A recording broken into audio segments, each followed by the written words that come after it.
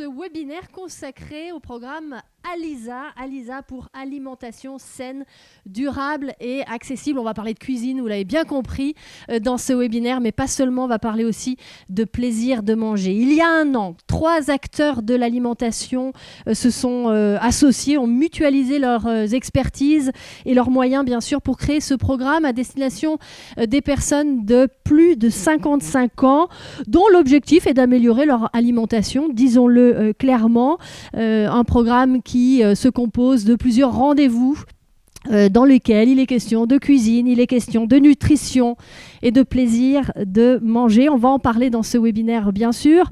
Ces 3 acteurs, ce sont l'Institut for Positive Food, le centre de recherche de l'Institut Paul Bocuse et le programme Vivons en forme. Cela fait 1 an que ce programme est donc en phase pilote. On va profiter de ce webinaire pour faire un premier bilan de cette année, de ce dispositif, bien sûr. Vous avez sur la plateforme sur laquelle vous regardez ce webinaire, vous avez accès à une série de questions que vous pouvez poser. Vous n'hésitez pas, surtout l'onglet questions se trouve en bas de votre écran à droite et vous pourrez nous poser et poser à nos invités les questions que vous souhaitez pendant tout ce webinaire. Je serai là pour leur faire la traduction s'il le faut, en tout cas animer bien sûr toute cette séquence. Vous êtes senior peut-être. On aime bien ce mot de senior. Vous êtes peut-être élu aussi ou alors intervenant, acteur social, intervenant sur le territoire auprès des personnes de plus de 55 ans. Ce webinaire va vous intéresser bien sûr.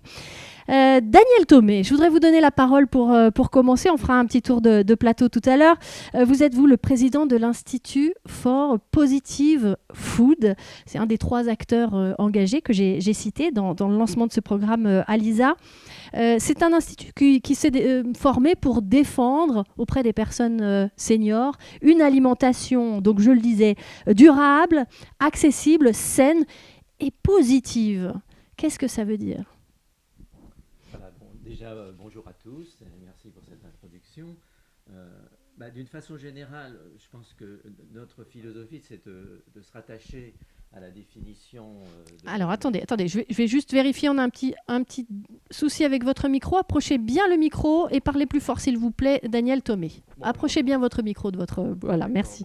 Donc, bonjour à tous, comme je disais, notre philosophie, c'est de se rattacher à la définition de la santé et de l'Organisation mondiale de la santé, qui est de dire que la santé est un état de bien-être complet, physique, c'est évident, mais aussi mental et social. Et ça sont des composantes importantes qui s'appliquent tout à fait au problème de l'alimentation, puisque dans l'alimentation, pour une alimentation équilibrée, il faut bien sûr prendre en compte les données qu'on a sur les besoins nutritionnels de l'humain. Alors tout le monde le sait bien, il faut des calories, suffisamment mais pas trop, pour ne pas être en surpoids. Il faut des protéines pour entretenir les muscles. Il faut du calcium et de la vitamine D pour entretenir la santé osseuse. Et puis on sait qu'il y a tout un tas d'autres composants comme des vitamines, des minéraux. Tout le monde a entendu parler de la vitamine A, de la vitamine D, du magnésium, du fer, qui vont permettre évidemment à l'organisme de fonctionner, de se défendre contre les agressions microbiennes, c'est tout à fait à l'ordre du jour, et puis de diminuer l'incidence des pathologies qu'on connaît, cardiovasculaires, le cancer, etc. Voilà, donc ça c'est une composante évidemment très importante de l'alimentation, mais ce n'est pas suffisant. Et il faut que l'alimentation s'inscrive aussi dans un cadre de plaisir et de convivialité. On sait que c'est aussi très important et c'est partie prenante complète du bien-être. C'est-à-dire on ne peut pas vivre sans avoir du plaisir, sans avoir des relations sociales. Et l'alimentation joue un rôle important dans le lien social. Et puis évidemment, maintenant, on a vu arriver ces questions d'environnement. Et on sait très bien que l'agriculture et la production des aliments ont un impact important sur l'environnement, enfin sur tous les problèmes qu'on discute actuellement. Et donc, il faut en effet se mettre dans un contexte de respect de l'environnement qui est tout à fait important pour le bien-être collectif présent et surtout futur. On ne va pas en discuter éternellement, mais on sait très bien que ce sont des composantes très importantes. Voilà, donc on doit aller vers une alimentation diversifiée, ça on le sait bien, qui est composée à base d'aliments bruts le plus possible naturels, non transformés ou peu transformés, et puis évidemment qui s'inscrivent dans un contexte local, et ça c'est aussi très important, hein, culturel. On ne mange pas la même chose à Toulouse, à Lyon et à Strasbourg, et tant mieux. Je veux dire, sont des pratiques et des cultures et des traditions tout à fait importantes. Et puis, bien évidemment, il faut que ça soit une alimentation accessible à tous, et clairement accessible à tous les budgets. Et c'est ce que nous essayons de faire, c'est-à-dire de voir comment on peut adapter les recommandations qu'on va faire à tous les budgets, que ce soit les budgets relativement réduits, et ensuite, évidemment, quand les budgets sont plus importants, on peut se permettre certaines choses. Voilà. Très bien, ça fait beaucoup de critères et c'est une bonne chose. Vous êtes, Daniel Thomé, professeur honoraire en nutrition humaine à Agrotech Paris. Je me posais une question avant de donner la parole à nos autres intervenants. On ne doit pas manger la même chose quand on vieillit? Alors, on doit manger les mêmes choses, c'est-à-dire les besoins nutritionnels de l'humain sont à peu près les mêmes au cours de la croissance, à l'âge adulte, et puis sur les individus vieillissants, on va dire, mais évidemment dans des proportions qui sont différentes. Parce que déjà, par exemple, tout le monde le sait très bien, avec l'avancée de l'âge, on bouge moins, donc on dépense moins de calories, donc il faut consommer moins de calories. Et puis on sait qu'il y a des problèmes qui commencent à se poser, il y a la fonte musculaire, il y a la décalcification de l'os, donc je parlais par exemple de la vitamine D et du calcium. Donc là, il y a des rôles importants de prévention qu'il faut prendre en compte pour protéger les différents tissus et le corps des effets du vieillissement. Alors, on sait qu'on ne va pas supprimer le vieillissement, mais on sait que par l'alimentation, on peut réduire certains effets. On peut réduire l'incidence de certaines pathologies, en particulier associées au vieillissement. Voilà, donc maintenant on commence à avoir des connaissances là-dessus. On peut faire des conseils qui vont être adaptés au vieillissement. Mais comme je dis, attention, les aliments sont les mêmes et les besoins nutritionnels, qualitativement, sont les mêmes. On a toujours besoin d'énergie, de calories, de protéines, de calcium, etc. Et ce programme ALISA, bien sûr, on en parlera tout à l'heure, répond évidemment à toutes ces données. Je me tourne vers vous, Pascale Ebel. Vous êtes une spécialiste du comportement alimentaire. Vous êtes membre du conseil scientifique de l'Institut for Positive Food, directrice associée chez Seaways, qui est une agence de données, d'analyse de données. Donc, vous étudiez le comportement des Français et des seniors tout au long de l'année. Et puis je signale quand même que vous avez été directrice du département alimentation au CREDOC. Donc ça vous donne aussi cette légitimité. Le CREDOC est le centre de recherche pour l'étude et l'observation des conditions de vie. Pourquoi ce sujet des seniors, finalement, arrive dans l'actualité ? Alors il y a vraiment un premier phénomène qui est évidemment le phénomène du baby-boom. Les 55-74 ans d'aujourd'hui sont 2 millions plus que les générations précédentes. Donc il y a un effet nombre qui est très important. Le vieillissement de la population est là et il sera encore plus fort dans les années à venir. Donc les enjeux d'une bonne alimentation pour ces personnes-là viennent au cœur des sujets d'aujourd'hui. Et vraiment, on a un contexte, donc on peut quand même citer ce contexte économique qui, finalement, avec l'inflation énorme qui va être de 12% à la fin de l'année, va évidemment rendre plus difficile l'accès aux aliments, et notamment chez les seniors, parce qu'ils ont un budget énergie plus important. Ils se chauffent un peu plus, ils sont plus chez eux. Donc l'inflation les touche très fortement. Donc cette question d'accessibilité, c'est vraiment les prochains mois, ça va être compliqué. Donc il faut toucher les plus modestes. Et puis la deuxième chose, c'est qu'en effet, on a, par exemple, chez les plus de 85 ans, il y a 70% des gens qui vivent seuls. Et l'isolement crée de la dénutrition. En fait, quand on est seul, parce qu'on a été habitué dans le modèle alimentaire français à manger avec les autres, quand on est seul, on mange moins. Et donc ce sujet social dont vient de parler Daniel est très important. Et finalement, il faut qu'ils apprennent à manger même quand ils sont seuls. Et c'est un petit peu ces efforts-là qu'il faut faire. Et finalement, la question se pose pour toutes les populations plus modestes. C'est d'arriver à manger diversifié, à comprendre les nouveaux enjeux, on vient de le dire. C'est-à-dire qu'aujourd'hui, on a des injonctions qui font changer les comportements. Les comportements alimentaires changent beaucoup.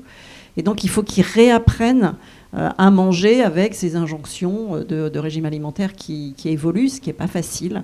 Et donc je pense qu'en effet, c'est une cible qui, dans les années à venir, va être de plus en plus importante à prendre en compte, notamment pour avoir une espérance de vie sans dépendance qui s'allonge. Et cette thématique de prendre conscience de la santé vis-à-vis de l'alimentation est aussi un sujet qui prend de la place. Et donc ils peuvent culpabiliser, ils peuvent finalement ne pas le vivre facilement. Et il faut les aider à aller dans ce sens. Donc c'est important, je pense, d'aider plutôt les populations les plus défavorisées, parce que ce sont celles qui ont le moins accès aux informations. Et donc cette éducation, elle passe par des actions de terrain. Et c'est pour ça qu'Alisa est très intéressante. Et on entendra tout à l'heure le témoignage de deux personnes qui ont été bénéficiaires cette année de ce programme Alisa. Et je crois que ça va bien dans ce sens-là aussi. Vous parliez de lutte contre l'isolement. Je pense qu'elles pourront le confirmer. Qu'est-ce qu'on sait concrètement du comportement alimentaire des seniors aujourd'hui ? Alors, ce qu'on sait, c'est qu'il y a en effet une partie de dénutrition. On sait qu'il y a eu, au cours du temps, finalement, une idée reçue qui n'est pas la bonne, c'est de dire qu'il fallait manger moins de protéines, alors qu'en vrai, ils en ont plus besoin. Et donc, c'est là-dessus qu'il y a des effets qui sont démontrés, notamment la fonte musculaire, et qui crée en fait de la dépendance. Si la mobilité n'est plus là, on sait que l'espérance de vie ralentit très vite. Donc, on réduit la viande, mais pas pour les personnes de plus de 50 ans. Voilà, c'est vraiment ça. Ils ont des besoins qui sont importants et qui ne sont pas couverts. Tout simplement parce que quand on a été habitué à vivre en famille, on mange de la viande, notamment quand on a des enfants. Quand les enfants partent, on a tendance à éliminer très vite cette composante-là. Et c'est ce qui va manquer le plus. Et d'autres acides gras essentiels qui sont aussi les oméga-3 qui sont importantes pour la mémoire, qui ne sont pas assez consommées. Je vous rappelle, si vous venez de nous rejoindre, que vous avez la possibilité de poser vous-même vos questions à nos intervenants. Le petit onglet est en bas à droite de votre écran, l'onglet questions, et je me ferai un plaisir de les transmettre. Alors, il y a déjà quelques commentaires qui arrivent. Il y avait des questions aussi qui n'avaient rien à voir avec le schmilblick, donc je ne vais pas vous les transmettre. Mais merci beaucoup, en tout cas, de nous laisser vos avis également sur ce qui est dit aujourd'hui. Agnès Gibourot, je me tourne vers vous. Vous êtes directrice du centre de recherche de l'Institut Paul Bocuse. C'est vous qui avez créé ce centre, d'ailleurs, il y a une dizaine d'années maintenant, je crois. Le centre de recherche étudie les comportements également alimentaires, pour mieux les comprendre, mieux les transmettre aussi, transmettre les connaissances que vous avez reçues. On s'intéresse au centre de recherche. D'ailleurs, on est accueillis aujourd'hui pour ce webinaire à l'Institut Paul Bocuse. C'est un plaisir. On s'intéresse au centre de recherche à comment on mange quand on est malade, comment on mange quand on est en famille, comment on mange quand on n'a pas le temps. Je pense que ça parle à beaucoup de gens, évidemment. Vous, c'est la notion de plaisir et de goût qui, au départ de la création du centre de recherche, vous motivait. Alisa, alimentation saine, durable et accessible. Est-ce que les seniors savent, dans l'assiette, conjuguer alimentation goûteuse et alimentation saine ? Merci pour votre introduction. En effet, le centre de recherche est dédié à l'étude et à la compréhension des mécanismes du plaisir de manger, et le goût est essentiel dans cette partie. Et chez les seniors, certainement, la recherche du plaisir et du goût est au cœur de la démarche de la prise alimentaire. Mais comme cela a été rappelé, les besoins nutritionnels sont différents, les conditions environnantes sont différentes, et ce qui est difficile, c'est d'adapter le contenu de l'assiette à ces nouveaux besoins, ces nouvelles contraintes. Mais de plus, le goût évolue avec l'âge. Oui. On porte des lunettes, on met des appareils auditifs, et on a aussi besoin de renforcer le goût des aliments, parce qu'on peut être un peu moins sensible au goût, aux arômes, aux parfums des aliments. Et cette diminution de sensibilité n'est pas vraiment connue et analysée par chacun. Donc, le programme Alisa permet aussi de travailler sur les aspects culinaires qui vont renforcer cette expérience sensorielle pour donner plus de goût aux aliments, et en même temps donner des informations, des exemples qui vont permettre de compenser l'écart aux protéines, et puis éventuellement la volonté de manger, même si on est tout seul. Ouais. Le goût pour les aliments, il y a aussi le goût de manger. C'est vrai qu'avec l'âge, peut-être qu'on perd aussi ce plaisir de manger parce qu'on est seul aussi. Ça fait partie des comportements que vous étudiez, que vous avez constatés? Tout à fait. Nous avons étudié auprès de plusieurs populations la corrélation entre le plaisir pris à manger et les quantités consommées. Donc, ce qui peut être un problème dans certains cas quand on va lutter contre le surpoids, mais c'est aussi un problème dans notre population vieillissante où on a moins faim, on a moins de besoins parce qu'on a moins d'activité physique, mais on a toujours besoin d'un certain volume de calories et de protéines. Et si on mange pas suffisamment, on va donc se faire du mal. Donc c'est ce qu'on étudie, et comment redonner le plaisir en mangeant varié. Donc ça, c'est la réponse que l'on apporte avec la cuisine. Oui, parce que le goût, c'est aussi sa propre culture, c'est la façon de laquelle on a appris aussi à manger, c'est des souvenirs souvent, hein, c'est très, très lié à ce qu'on a vécu dans le passé. Alors on est tous différents en termes de sensibilité. En termes de préférence, certains aiment les épinards, d'autres préfèrent les haricots verts. Et on est tous différents aussi par rapport à notre culture, où on a grandi et ce qu'on a eu l'habitude de consommer. Et donc, tout l'enjeu, c'est d'arriver à adapter la préparation des repas au profil de chaque personne. Et donc, c'est pour cela que dans les recettes que l'on propose, on peut aussi les personnaliser par rapport à l'habitude qu'on a de préparer un repas. Est-ce qu'on a plutôt du type méditerranéen, on va utiliser des aromates, des herbes de Provence, de l'huile d'olive, ou est-ce qu'on va plutôt s'inspirer de plats plus orientaux et avec des épices différentes. Et tout cela est bien sûr pris en compte dans ce programme Alisa. On vous en dira plus dans quelques minutes. On va vous détailler, vous montrer, vous expliquer un petit peu ce qui se passe dans ces rendez-vous Alisa. Nikta Vakfi, je me retourne vers vous pour terminer ce premier plateau consacré à Alisa. Vous êtes vice-présidente de l'Institut for Positive Food, l'institut qui a été créé en octobre 2020, c'est assez récent, hein, à l'occasion de la Journée mondiale de l'alimentation. Vous êtes également directrice nutrition chez Savencia, qui est un groupe alimentaire. C'est vous finalement qui avez animé un peu ce programme Alisa, le lancement de ce programme Alisa. Peut-être avant de parler d'Alisa, quelles sont les missions spécifiques de l'Institut ?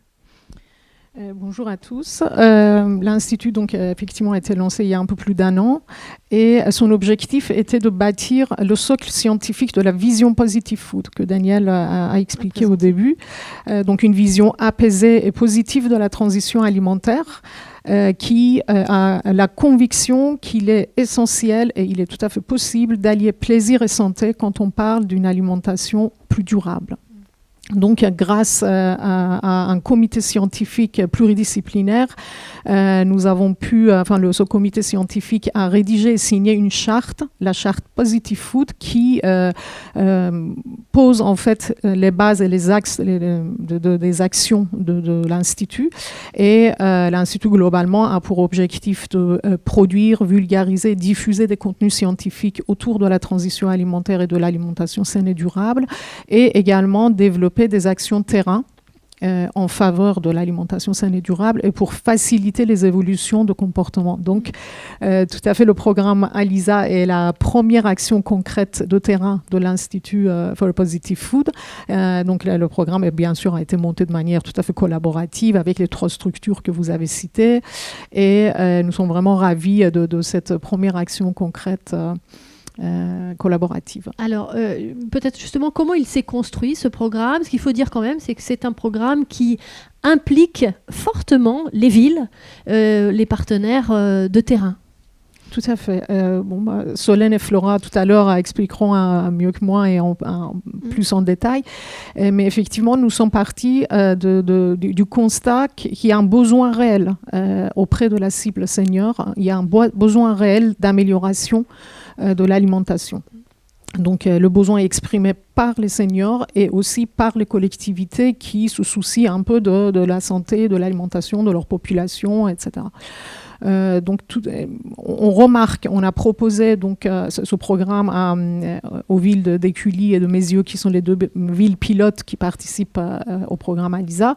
Et on a tout de suite vu qu'il y a un intérêt, il y a un besoin. Les collectivités souhaitent proposer des programmes de ce type vers leur population, et les populations sont aussi intéressées. Donc la particularité d'ALISA, c'est que nous sommes partis vraiment d'une phase de recueil des besoins terrain des seniors. Donc nous allons aller les interroger sur de quoi ils ont besoin, quelles sont leurs contraintes en termes d'alimentation, etc.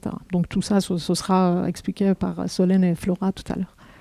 Alors, j'ai déjà quelques questions qui arrivent sur le chat. Où peut-on se procurer les recettes proposées par l'Institut Paul Bocuse? Merci. Donc, il faudra trouver la réponse pour tout le monde. Je lis une autre question d'une diététicienne qui est un peu surprise d'entendre dire que les personnes âgées ont moins de besoins énergétiques alors qu'ils sont à fort risque de dénutrition. Est-ce qu'on peut répondre à Anne qui nous fait cette remarque? Oui, je peux répondre. Ils ont une activité physique qui est plus faible, donc de toute façon, le besoin énergétique, il est complètement lié à la dépense énergétique. Hein. C'est la base, d'ailleurs, de l'évaluation du besoin énergétique. Alors, on va dire le besoin de base, c'est-à-dire simplement le besoin pour vivre, il n'est pas diminué, bien entendu. Mais par contre, la partie du besoin en calories pour l'activité physique est diminuée, puisque en général, l'activité physique est plus faible. Alors justement, on essaye de lutter contre ça. Mais l'observation est celle-là, quoi. On voit très bien qu'avec l'âge qui avance, les gens dépensent moins de calories pour bouger, parce qu'ils bougent moins, quoi. Alors évidemment, il y a des programmes qui disent, évidemment, il faudrait réaugmenter l'activité physique, qui est importante d'ailleurs. On parlait de la masse musculaire, on parlait de la masse osseuse. Pour entretenir la masse musculaire et la masse osseuse, le meilleur moyen, évidemment, c'est d'avoir une alimentation équilibrée, bien correspondant à ses besoins, mais aussi de bouger, quoi. Hein, quand on sollicite le muscle sollicite l'os, et à ce moment-là, ça permet d'entretenir le muscle et l'os. Mais le fait est qu'on observe que quand la dépense d'activité physique diminue, le besoin diminue. Sans minimiser, bien sûr, tous les problèmes liés à la dénutrition, en effet, chez les seniors qui sont réels. Alors, c'est vrai que c'est un problème parce que, en gros, l'alimentation, c'est pas une association en parallèle de plein de choses. C'est un bloc qui apporte en même temps l'énergie, et puis avec cette énergie, il y a tous les nutriments, quoi. Alors évidemment, si on diminue la consommation d'aliments, c'est le problème des protéines. Par exemple, si on dépense moins, on va avoir moins faim, on va consommer moins, et donc on va manger moins de protéines. Alors qu'il faudrait des situations où peut-être manger un peu moins d'énergie quand on dépense moins, quand on a moins d'activité physique, mais il faudrait maintenir, comme le disait Pascal, la quantité de protéines. Ce qui veut dire qu'avec le vieillissement, faut consommer plus d'aliments maigres, comme on dit, c'est-à-dire qui ont un peu moins de gras, un peu moins de sucre, mais toujours autant de protéines, et puis des autres composés, les vitamines, le fer, le calcium, etc. Alors, il y a certaines des questions qui seront répondues, je pense, par Solène et Flora tout à l'heure. Je les lis comme ça, elles vont préparer. Pouvez-vous me donner une liste d'aliments ayant beaucoup d'oméga 3? Voilà. Pouvez-vous évoquer la possibilité d'avoir des protéines sans forcément manger de la viande? Les céréales légumineuses, par exemple, etc. Donc oui, en effet. Juste rapidement, question, c'est peut-être pour vous, Agnès, de Dominique, qui nous dit, en étant seul, on grignote plus aussi. Alors, en effet, le grignotage, on le condamne souvent. On dit, attention, c'est mauvais de grignoter. Ce qu'il faut savoir, c'est que quand on vieillit, on a moins faim, souvent, et donc on se sature assez vite d'un repas, d'une portion normale. Donc en fait, le grignotage, c'est-à-dire manger toutes les demi-heures, toute la journée, c'est pas conseillé par rapport à la physiologie, où il y a besoin d'un temps d'absorption. Et puis on peut avoir tendance à grignoter des aliments qui sont plutôt riches en sucre et en gras et pas tant en protéines. Par contre, le fait de manger plusieurs fois dans la journée, c'est plutôt positif. Donc, c'est plutôt avoir des encas riches en protéines, éventuellement. Donc, on peut avoir une tartine de pain complet avec du fromage ou un tartinable à base de légumineuses. qu'on peut consommer dans la journée et qui permet de répondre à sa faim, de se faire plaisir et en même temps d'apporter l'énergie et les calories et les protéines attendues. Donc c'est plutôt une bonne chose si on espace suffisamment et qu'on choisit les aliments qui sont sains, accessibles et qui sont durables aussi par rapport à la santé et à l'environnement. J'ai une dernière question pour vous. Peut-on découvrir le plaisir de se nourrir quand on n'a jamais vraiment été sensible à ça ? Alors, on espère, c'est tout l'enjeu des programmes comme Alisa, c'est que le plaisir de manger, il dépend d'abord de l'individu. C'est vrai qu'on apprend à consommer certains aliments depuis le ventre de la maman. On apprend à reconnaître, à intégrer certaines sensations et on les cultive tout au long de sa vie. Si on n'a pas développer un attrait pour la préparation culinaire ou pour la découverte de différents aliments, puisque c'est une des clés de l'alimentation saine, c'est la variété. On peut l'apprendre, mais ça ne se fait pas du jour au lendemain. C'est comme les comportements de transition écologique qui concernent l'énergie, mais également l'agroalimentaire et l'agriculture. Ça s'apprend et il faut du temps. Il faut se forcer un petit peu. Alors, je ne sais pas s'il faut se forcer, mais il faut se faire plaisir et chercher à dépasser ses craintes et après oser goûter des choses qu'on ne connaît pas. Et c'est ce qu'on développe aussi dans Alisa. Très bien, merci beaucoup. Nikta nous disait il y a un instant que le programme Alisa a été déployé sur 2 villes pilotes pour cette année. Ces 2 villes, c'est donc Meyzieu et Écully. Je vous propose dans un deuxième temps de rentrer un peu dans le détail de ce programme. Qu'est-ce qu'on y vit finalement quand on suit le programme Alisa ? C'est Flora Demory et Solène Jetzer qui vont venir vous parler des différents modules, des différents ateliers. Et on entendra également Grégory Achard de Meyzieu pour la ville de Meyzieu et Laure Deschamps pour la ville d'Écully. Restez avec nous, on a un court jingle et on se retrouve avec nos autres invités.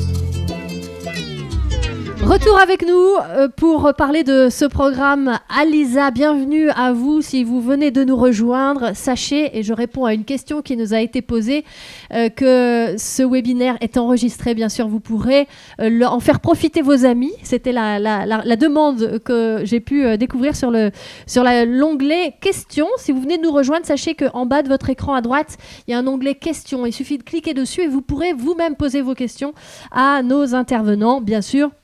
On essaiera d'y répondre. On va entrer dans le programme, dans le détail de ce programme Alisa à présent. Vous proposez d'entendre le retour d'expérience de personnes qui ont bénéficié d'Alisa.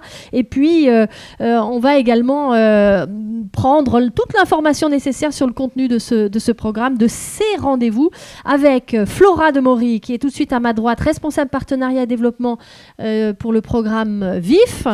Solène Jetzer, qui est Consumer Scientist Project Leader pour l'Institut Paul Bocuse, une belle dénomination à l'anglophone.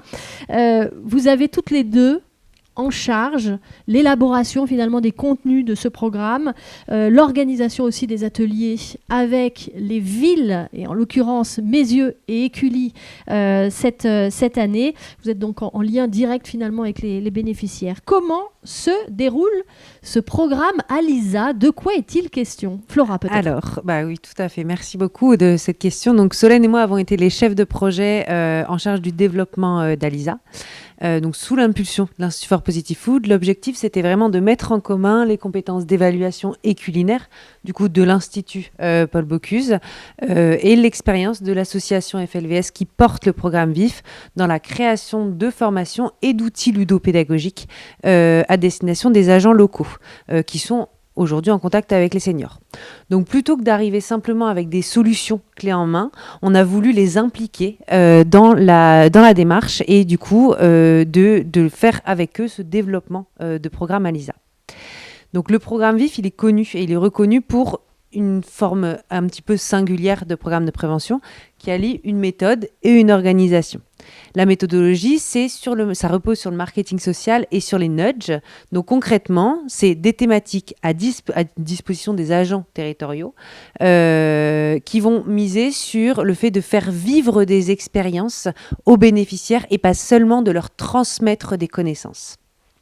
Donc les agents des villes ont des compétences, on le sait, sur le relationnel, l'animation. Et nous, ce qu'on leur propose grâce à ALISA, c'est d'enrichir ça avec des nouvelles connaissances, mais aussi et surtout des expériences et des ateliers clés en main qu'ils vont pouvoir mettre en place auprès de leurs seniors.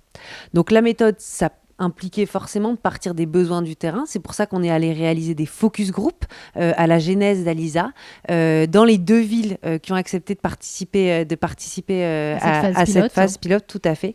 Donc Meyzieu et Écully, Meyzieu qui est une ville VIF depuis 2006 maintenant.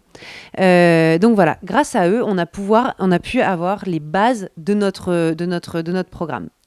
Ensuite, ça nous a permis de développer les formations. Donc, l'idée de ces formations, c'est qu'elles sont accessibles à divers profils, les animateurs des pôles sociaux, des CCAS, mais aussi, pourquoi pas, des diététiciens ou des responsables d'associations ou de centres d'épicerie sociale. Et on entendra dans un instant le témoignage d'une assistante sociale et d'une diététicienne, justement, qui sont intervenues sur les 2 communes en question, Meyzieu et Écully. Tout à fait. Donc, ces formations, elles vont durer 2 demi-journées et après, on va proposer une session de 2 heures en visioconférence pour rafraîchir un peu la mémoire de ces intervenants et être sûr que tout soit bien saisi. On va les former sur quoi? Donc on va les monter en compétence sur cette thématique phare de l'alimentation saine, durable et accessible, ce qui fait l'essence même d'ALISA, et aussi les besoins spécifiques de la population senior qui ont été très bien abordés précédemment. Donc à l'issue de la formation assurée en présentiel par des chefs de projet, aujourd'hui Solène ou moi et Solène, en gros. Il contient l'ensemble, donc la personne va avoir un espèce de recueil de toutes les notions théoriques, mais aussi des ateliers pour pouvoir les mettre en place facilement. Voilà. Le parcours d'atelier. Donc là, on va rentrer dans le cœur du sujet d'ALISA et surtout les différents modules. C'est ça, une fois que les intervenants ont été formés exactement à la formation. Maintenant, à eux d'entrer en scène sur le terrain. Donc le parcours d'atelier, donc les sciences sociales montrent que pour favoriser l'adoption d'habitudes vertueuses, il suffit pas de transmettre des connaissances, mais bien de faire vivre des expériences. Et c'est là-dessus qu'on a capitalisé avec ALISA. Grâce à l'expérience VIF, on sait que grâce à des outils ludopédagogiques, on va pouvoir mettre les gens sur le chemin du changement de comportement. Donc à court terme, le but, ça va être de les divertir. Le but, c'est que les seniors repartent avec la banane, comme on va dire, de ces ateliers-là. C'est ça, ils ne rentrent pas à l'université. Voilà, exactement. À moyen terme, ça va permettre d'engager quelques changements d'habitude. Le senior, en sortant de l'atelier, va repenser de façon positive à ce qu'il a vécu et potentiellement va apporter de menus changements dans son quotidien. Et puis à long terme, et là on est sur un temps long parce qu'on est sur le temps de la prévention, encore une fois, on parlait tout à l'heure de préserver l'autonomie du senior, c'est vraiment ça, c'est de la prévention, donc un temps long, et l'idée ça va être de le faire progresser sur cette démarche des petits pas grâce à des expositions répétées. C'est pour ça qu'on passe par les agents locaux, c'est qu'on va jouer sur la sphère, l'environnement proche du senior pour qu'il puisse avoir des expositions répétées et potentiellement changer ses comportements de façon durable. Donc, on a appliqué cette approche à nos différents modules. Donc, on a 4 modules. Donc le premier module, il est hyper important. Pourquoi ? Parce que le but, c'est de donner envie aux seniors de rentrer dans la dynamique et de faire les 4 modules qu'on va leur proposer. Donc on va les accrocher avec un carré de chocolat. Je sais, c'est petit. Un carré de chocolat ou un raisin sec, où du coup, on va leur proposer une expérience sur manger en pleine conscience. Petit temps d'introspection, on se pose et on remet l'alimentation au centre. C'est vraiment ça. Et puis, en sortant de là, du coup, l'animateur va pouvoir tirer le fil du souvenir et du coup, l'emmener là-dessus, sur ce chemin de l'émotionnel. Le senior va avoir envie d'être bavard, clairement, de partager une Madeleine de Proust, une recette de son enfance. On va être vraiment là-dessus. Et puis ensuite... Et je suis sûre que tous ceux qui nous regardent là se disent ah ouais, moi exactement. Moi j'ai souvenir de ça, des chamallows. Ouais, mais c'est pas forcément hyper sain, quoi. C'est pas grave, c'est aussi le plaisir. Alimentation saine, durable, plaisir. Voilà. Exactement, tout à fait. Le plaisir aussi. Et puis le but après, ça va être de les dynamiser, les seniors. Ça va être de les rendre acteurs, proactifs. Et avec ça, du coup, on va leur lancer un petit challenge. Avec cette roue-là et avec le poster, donc on a créé des roues et des posters. Donc les posters, ça va permettre aux villes de pouvoir habiller leur environnement et encore une fois de créer un environnement à l'ISA. Et du coup, le senior va jouer avec la roue et on va lui lancer le challenge. Pour la fois prochaine, pour le prochain atelier, tu vas devoir me cuisiner quelque chose, par exemple à base de pommes. Montrez bien cette roue. Voilà, on va pas pouvoir la voir. Non, levez-le plus haut. Voilà, elle est comme ça. C'est une roue avec une petite. Voilà, avec la petite flèche qui permet au senior du coup d'avoir un petit défi. Pour la fois prochaine, il va devoir cuisiner ou alors goûter un aliment particulier. Ça nous permet aussi du coup de lui donner envie de ramener un peu d'Alisa à la maison en fait. Est-ce que je peux raconter un peu cette roue, hein ? Ah bah oui, bien sûr, si vous voulez. Bien sûr. Donc, au milieu là, si vous ne voyez pas bien, c'est écrit automne. C'est de saison. Donc, je suppose que c'est la roue automne. Voilà, exactement. Et la roue automne, donc il y a toute une partie là, ce sont des légumes, des fromages, des fruits, des viandes et des poissons. Donc après, il y a des détails dans les légumes, choux, endives, carottes. Voilà. Si vous ne voyez pas ce qui est écrit, je pense. Donc je me suis permise de faire la petite descriptive. C'est génial. Le but, c'est vraiment de montrer la diversité alimentaire, mais à la fois d'être ultra accessible, c'est-à-dire que on est parti sur des aliments qu'on peut trouver facilement, mais aussi qui sont accessibles au niveau budget. Et ça, c'est un des fers de lance entre guillemets du projet Alisa aussi, c'est de se dire que cette alimentation durable doit être accessible à tous. Donc, une fois qu'il est tombé sur un aliment, il va le cuisiner potentiellement à la maison ou le goûter à la maison. Et du coup, on va commencer à impliquer la famille, les voisins et compagnie. Pour ceux qui jouent le jeu, on a aussi un petit sentiment de fierté qui apparaît. Et là, de plus, un enjeu sociologique supplémentaire de la méthodologie, c'est-à-dire le sentiment du coup d'être fier de soi, d'avoir accompli un petit quelque chose et du coup d'avoir envie de le partager au module suivant. Le module 2, donc on a ce moment des retrouvailles entre les bénéficiaires, donc on a cette idée de communauté Alisa. Donc on poursuit cette démarche des petits pas avec la partie un petit peu plus nutrition. À nous de faire tomber quelques idées reçues, évidemment, mais aussi de transmettre, on parlait tout à l'heure de l'alimentation spécifique pour les seniors, de transmettre quelques informations, quelques recommandations, mais toujours de façon extrêmement ludique. On part de ces cartes, donc questions pour un oignon, qu'on a créées pour nos seniors et du coup qui vont aborder, qui vont cibler des thématiques particulières. Donc là, tout à l'heure, on avait exactement cette question sur les oméga 3. Plutôt que de lui parler d'oméga 3, qui va être un sujet qui peut paraître compliqué pour certains seniors, du coup, on va lui faire le petit quiz. Il paraît que je suis bonne pour la mémoire et qu'en plus, je protège des maladies cardiovasculaires.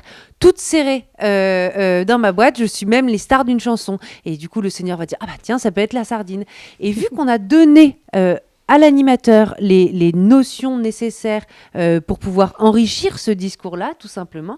Du coup, alors avec ce petit rappel évidemment sur la carte quiz qu'il aura en main au moment venu. Mais enfin voilà, l'idée c'est de se dire qu'on est capable, grâce à ce quiz, de répondre à toutes les questions des seniors. Par exemple, Solène, si je te dis, Solène, qui sommes-nous ? Symbole de la gastronomie française, plus de 1600 variétés en France, et comme vous, nous nous améliorons avec l'âge. Qui sommes-nous ?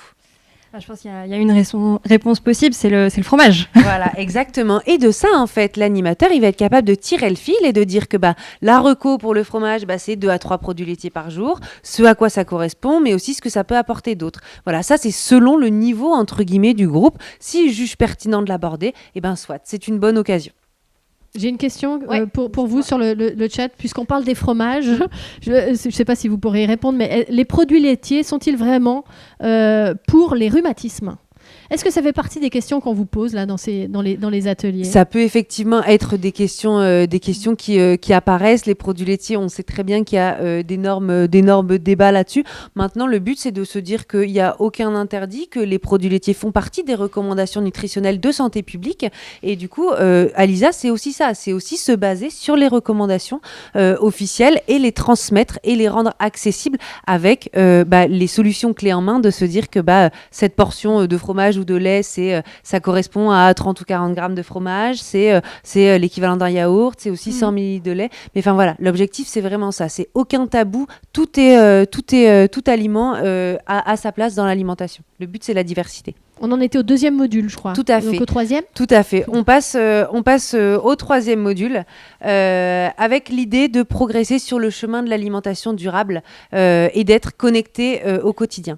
On s'en est rendu compte au moment des focus group que cette notion d'alimentation durable pouvait être assez nébuleuse, alors que dans la réalité, on fait déjà tous des petites choses qui collent avec l'alimentation durable. Et le but, c'était de pouvoir le mettre en avant, pour pouvoir aider à la fois les animateurs à animer ce module-là et les personnes, les seniors, à se projeter.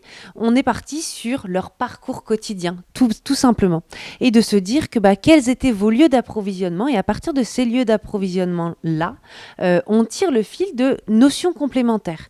Les supermarchés, tout le monde va faire ses courses au supermarché, une grande partie de la population fait ses courses au supermarché.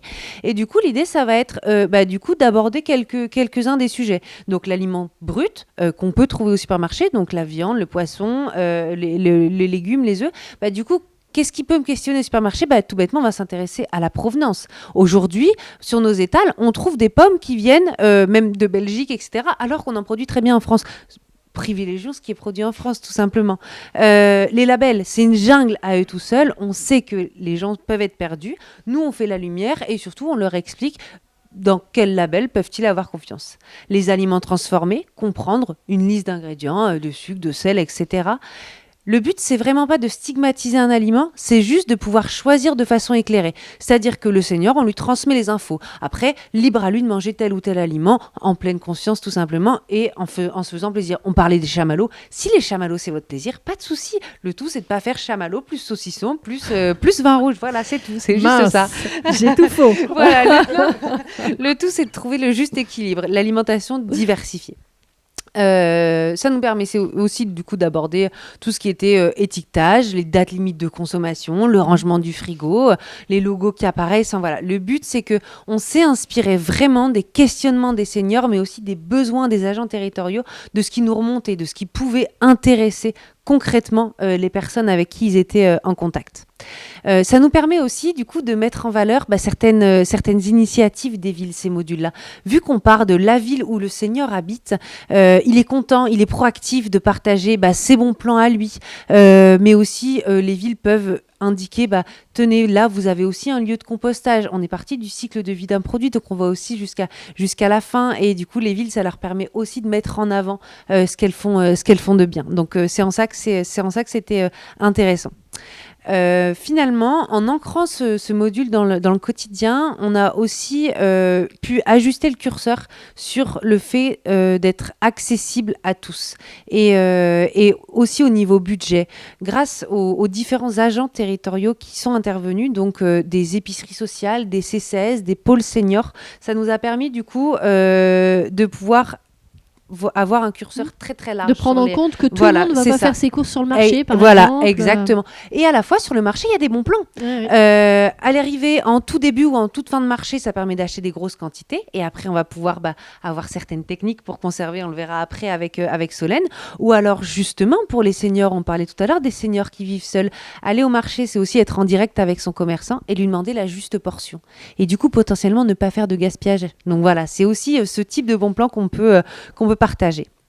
Donc, la richesse des modules qui visaient à favoriser l'adoption d'habitudes pérennes, de nouvelles connaissances, de faire vivre des expériences, ça méritait un outil à part entière pour les seniors. Donc c'est pour ça qu'on a créé un petit recueil avec les éléments qui nous semblaient importants. Donc autant sur la partie nutrition, avec les indispensables, avec les aliments de saison, etc., que sur les recommandations, par exemple sur comment concrètement je vais consommer les oméga 3 dont j'aurai réellement besoin, mais aussi et surtout, et c'est ensuite ce qui peut intéresser, on avait cette question tout à l'heure, sur les recettes qui sont abordées au cours du programme ALISA et qui ont été créées du coup avec l'Institut Paul Bocuse. Voilà, donc ça c'est Solène qui va nous en parler. Très bien, Solène. Alors, Solène, en français, qu'est-ce que ça donne, ce poste de Consumer Scientist ? Parce que Project Leader, ça va, oui, c'est des chefs de projet, coordinatrices de projets qui vont en lien avec le consommateur, donc la manière dont le consommateur va se nourrir, etc. D'accord, l'étude, c'est ça, l'étude des comportements, des consommateurs sur un projet donné. Très bien, c'est parfait, ça va mieux. Solène, à vous. Pour poursuivre sur cette présentation, on prend un petit peu de retard, donc merci d'aller le plus vite possible. Très bien. On entendra d'ailleurs tout à l'heure dans un instant Pascal et Yolande qui ont bénéficié de ce programme. Je pense qu'elles écoutent tout ce que vous dites avec beaucoup d'intérêt et elles doivent se dire « Ah oui, je me souviens de ça, je me rappelle ça ». On écoutera leur réaction tout à l'heure. Donc le programme ALISA donc, se clôture par un atelier pratique. L'idée, c'est de pouvoir donc donner l'opportunité aux participants de mettre en pratique en fait, finalement tout ce qu'ils auraient pu apprendre dans les 3 modules précédents. Nous avons donc développé avec l'équipe culinaire du centre de recherche de l'Institut Paul Bocuse une douzaine de recettes finalement qui mettent en avant des aliments simples, accessibles, qu'on a tous dans nos placards mais on ne sait pas forcément quoi en faire, typiquement des sardines en conserve. Et donc on a développé des recettes qui sont goûteuses mais vraiment simples à réaliser pour justement pouvoir être accessibles au plus grand nombre, surtout ceux qui n'ont pas forcément de plaisir en cuisine. Le livret contient aussi donc des petites astuces du chef pour inciter les personnes à peut-être aller découvrir des nouveaux produits, aussi quelques informations sur vraiment la qualité nutritionnelle des ingrédients qu'on a choisis pour les recettes, donnant une part belle bien sûr aux légumes, mais aussi par exemple aux légumineuses qui sont parfois oubliées dans les recettes, et aussi aux épices pour justement inciter les personnes à consommer peut-être un petit peu moins de sel et de sucre, mais à venir découvrir peut-être une épice à base de curry ou autre. Ce sont des recettes donc, qui ont été conçues par l'Institut Paul Bocuse. Tout à fait, par le centre de recherche de l'Institut Paul Bocuse. Ce petit livret va intéresser beaucoup de monde, à mon avis. Tout à fait. Donc l'idée, c'était de pouvoir proposer donc, des recettes qui sont gourmandes et qui donnent aussi la possibilité de consommer des protéines sans forcément passer par de la viande qui, parfois, n'est pas forcément si appréciée donc, par la population de plus de 55 ans pour diverses raisons. Donc notamment en mettant en avant du poisson, des produits laitiers et aussi des légumineuses comme des lentilles ou encore des pois chiches. Voilà. Est-ce qu'on peut avoir cette roue et les posters en PDF? C'est ce qu'on me demande. Je crois que certains... Josette a très envie de pouvoir profiter de tout ça dans sa cuisine. Venez profiter d'ALISA, parlez-en à votre ville, contactez-nous et puis on viendra former les agents locaux pour mettre en place ALISA avec grand plaisir. Alors justement, on va peut-être donner des solutions. C'est tout bon, Solène?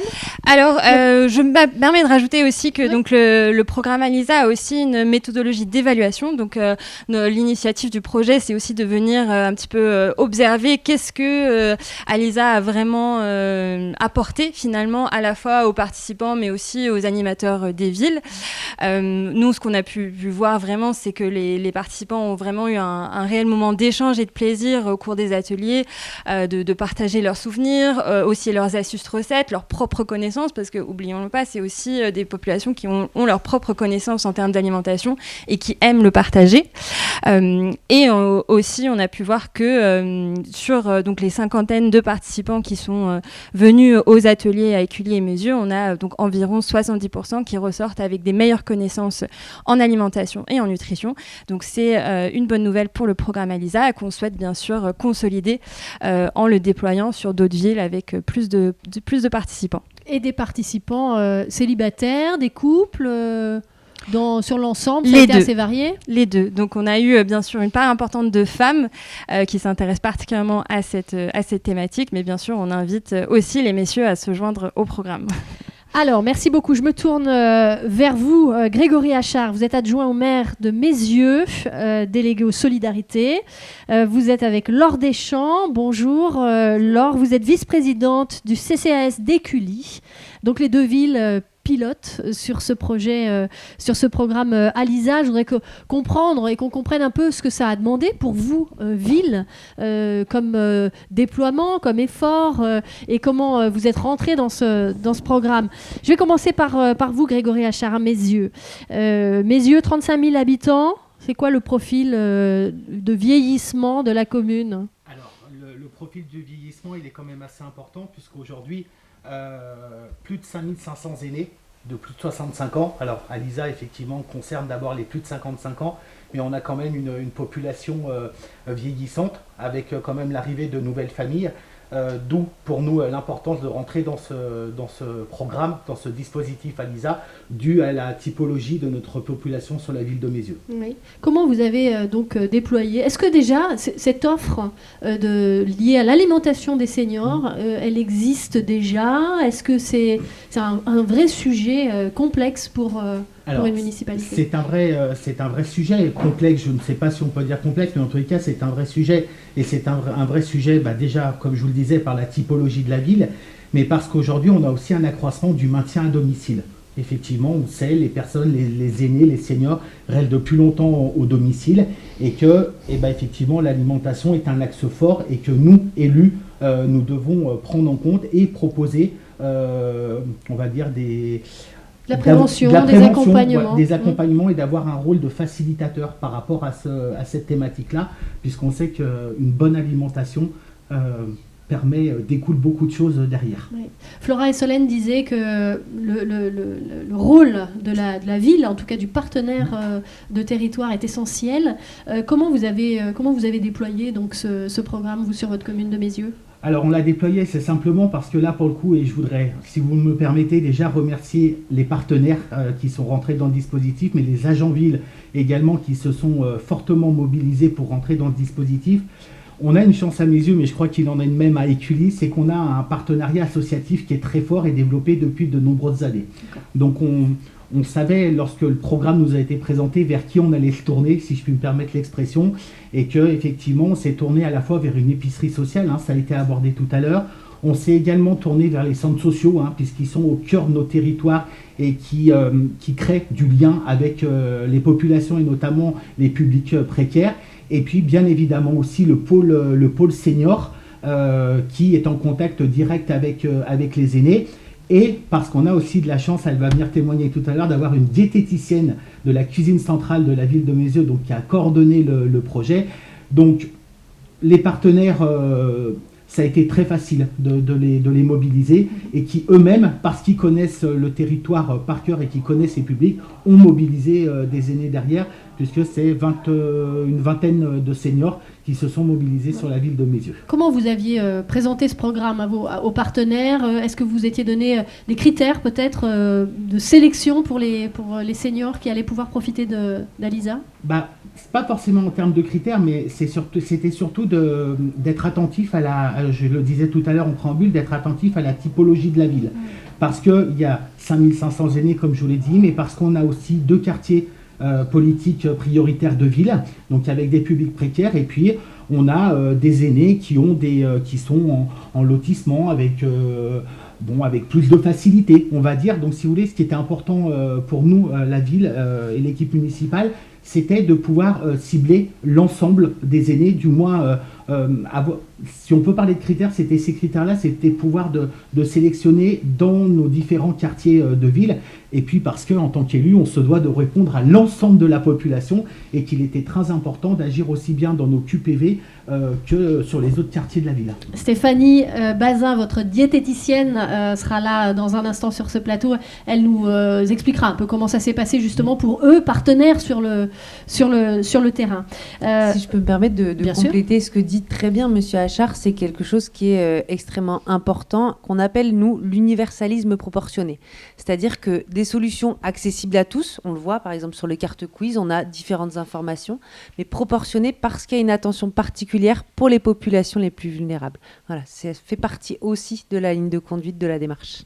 Laure Deschamps, merci d'être avec nous, donc vice-présidente du CCAS d'Écully. C'est le CCAS qui a porté le déploiement d'Alisa. Voilà, effectivement, au début, c'est le CCAS qui a répondu présent lorsque l'Institut Paul Bocuse, qui est en plus un des fleurons de notre commune, et les deux autres structures nous ont proposé de rejoindre ce programme. Le CCAS, du coup, a effectivement décidé de porter cette action. Alors, Écully, 19 000 habitants. Donc un peu plus petit que la moitié presque par rapport à mes yeux. Non mais c'est pas parce qu'on est petit qu'on n'est pas costaud. Quel est le profil du vieillissement à Écully ? Alors sur Écully, on a effectivement une population senior qui est aussi plus élevée que la population senior nationale. Et puis sur Écully, on a deux typologies de personnes. On a des quartiers très résidentiels. Et puis, nous avons aussi des quartiers sociaux avec aussi des populations vieillissantes sur ces quartiers. Et c'était de réunir ces deux populations, je suppose, qui faisaient partie de vos enjeux pour Alisa. Alors, c'est vrai qu'au CCAS, on a une politique senior qui est très ambitieuse avec des actions de prévention tout au long de l'année où on essaye effectivement de faire des actions avec toutes ces populations des deux quartiers et des populations, des actions sur le bien manger, bien vieillir, bouger, sur la dénutrition. Donc c'est vrai qu'on développe ces actions, nous, au sein du CCAS, au sein de notre résidence autonomie, et puis au sein du centre social qui est physiquement basé sur le quartier social de la ville. Donc ce sont les partenaires que vous avez mobilisés, le centre social, le CCAS, bien sûr. Donc nous avons eu 3 groupes. Donc un premier groupe avec des bénéficiaires qui ont l'habitude de venir régulièrement toutes les actions proposées par le CCAS. Un groupe qui a été un peu plus ciblé avec les résidents de la résidence autonomie Louise Coucheroux. Et puis un 3e groupe développé avec le centre social, donc sur ce quartier un petit peu plus prioritaire. Ça veut dire que chacun de vos partenaires ont eu à sélectionner finalement ou à déployer le dispositif tout à fait. Auprès de leur réseau. C'est tout à fait ça. D'accord. Quel est l'intérêt pour vous, l'intérêt de ce programme, Alisa ? Alors, c'est vraiment de pouvoir toucher les seniors, chacun où ils sont dans leur travail sur l'alimentation, sur la prévention. Et c'est vrai que finalement, au travers de ces 3 groupes, on a pu se rendre compte que les priorités n'étaient pas les mêmes. C'est vrai que sur la résidence autonomie, on touche plus des sujets liés à la dénutrition. Sur le CCAS, on travaille beaucoup aussi sur toutes ces notions de lien social, d'intergénérationnel, de plaisir, de se retrouver. Et puis sur le centre social aussi, d'essayer de travailler sur, de relier les quartiers, de relier les seniors. Et c'est vrai que sur la ville d'Écully, je pense qu'il en est de même aussi sur la ville de Mézieux, on insiste beaucoup sur ces notions d'intergénérationnel, de transmission. Et c'est vrai que les seniors sont vraiment ces vecteurs de transmission pour leurs enfants, les petits-enfants. Et puis, une dernière notion, on a vraiment constaté en développant aussi le programme, c'est que tous ces seniors, ils sont riches de temps pour aller faire leurs courses, de temps pour cuisiner, de temps pour transmettre. Et ça, on s'en est rendu compte dans les 3 groupes. Un petit peu moins peut-être sur le groupe au sein de la résidence autonomie, parce que pour faire les courses, par moments plus complexe, mais ça c'est une notion aussi qui nous a, qui est apparue et qui est vraiment très intéressante. Cette notion de temps, on va en parler avec, c'est Marie Pachot qui était à Écully, assistante sociale, qui viendra qui va venir dans un instant d'ailleurs nous parler de ce déploiement, de ce travail sur le terrain avec Stéphanie Bazin. Juste peut-être dernière question qui va s'adresser à Solène, qui se dit mince, pourquoi c'est pour moi. Comment réalisez-vous les évaluations de façon précise? Il y a des questionnaires Oui, c'est ça. Alors, donc, nous, on a développé 2 types de questionnaires. Donc, on avait donc, tout simplement un questionnaire de connaissances qu'on soumettait aux participants donc, au début du premier atelier, qui prenait finalement en revue les différentes notions qui seraient vues au fur et à mesure des 4 ateliers. Et on invitait les participants à re-remplir ce questionnaire à la fin des ateliers. Et on a tout simplement comparé le avant et le après. On a ensuite souhaité aussi faire un peu un profil alimentaire des participants qui sont venus aux ateliers, sans parler de changement de comportement alimentaire, vu que là, on parle bien sûr sur quelque chose qui est vraiment sur le long terme, mais vraiment d'aller observer comment s'alimentent les participants qui viennent au programme ALISA et qu'est-ce que ça peut nous donner comme information sur leurs caractéristiques finalement à la maison. Très bien. Je vois d'autres remarques sur notre espace de questions. L'espace de questions, il est en bas de votre écran.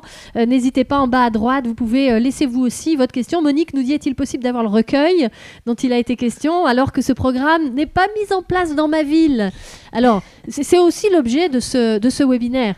C'est, Monique, n'hésitez pas à transmettre le lien du webinaire à votre maire, par exemple, ou à votre élu, votre adjoint en charge des solidarités, ou à votre CCAS, qui pourra le visionner, bien sûr, et pourquoi pas déployer le programme dans la ville. Je pense que j'ai fait la réponse qu'il fallait. Très bien. Merci à tous les 4. On va donner la parole maintenant, dans un instant, à Marie Pachot, qui est assistante sociale et qui a donc travaillé à Écully, à Stéphanie Bazin, qui est diététicienne, qui a travaillé à Meyzieux, et bien sûr à Pascal et Yolande, 2 bénéficiaires de ce programme ALISA. Restez avec nous, c'est très très court la pause, juste le temps de faire le changement de plateau. À tout de suite.